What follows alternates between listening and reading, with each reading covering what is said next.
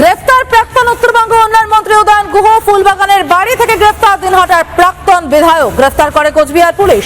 উদয়ন গুহর নামে মাথাভাঙা ও দিনহাটা থানায় অভিযোগ দায়ের হয়েছে। একাধিক অভিযোগের খবর পাওয়া যাচ্ছে। প্রধানমন্ত্রী আবাস যোজনার কাটমানি নেওয়ার কথা জানতে পারা যাচ্ছে।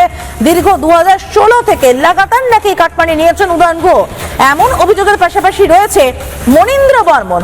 শিল্পী মনীন্দ্র বর্মনকে খুনের হুমকি দিয়েছিলেন উদয়ন গুহ, কারণ ভোটের আগে তিনি তৃণমূলের দুর্নীতি নিয়ে গান বেঁধেছিলেন। বাড়ি ছাড়া করার হুমকিও দেওয়া হয়েছিল এই মনীন্দ্র বর্মনকে। দিনহাটা থানাতেও উদয়নের নামে অভিযোগ রয়েছে, তোলাবাজির অভিযোগ রয়েছে। করোনাকালেও উদয়নের নামে আর্থিক তছরূপের অভিযোগ রয়েছে। আরো একবার জানিয়ে রাখতে চাইবো, গ্রেফতার প্রাক্তন উত্তরবঙ্গ উন্নয়ন মন্ত্রী উদয়ন গুহ, এবং যেরকমটা জানতে পারা যাচ্ছে উদয়ন গুহকে গ্রেফতার করে সরাসরি দিনহাটাতেই নিয়ে যাওয়া হচ্ছে। এখান থেকে গ্রেফতার করেছে কোচবিহার পুলিশই, এবং গ্রেফতার করে সরাসরি তারা দিনহাটার উদ্দেশ্যেই রওনা দিয়েছেন বলে জানতে পারা যাচ্ছে।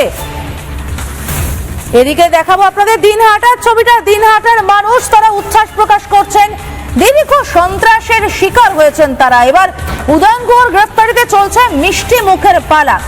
লাগাতার আমরা কোচবিহারের বিভিন্ন দলের নেতাদের সঙ্গে যখন কথা বলছি, তখন তারা প্রত্যেকে বলছেন দিনহাটার সন্ত্রাসের রাজত্ব চালাতো এই উদয়ন গুহ। উনি রতন ভবনের খুনে যেমন 1 নম্বর আসনে আছেন, পঞ্চ শহীদের নাম আছে ওনার।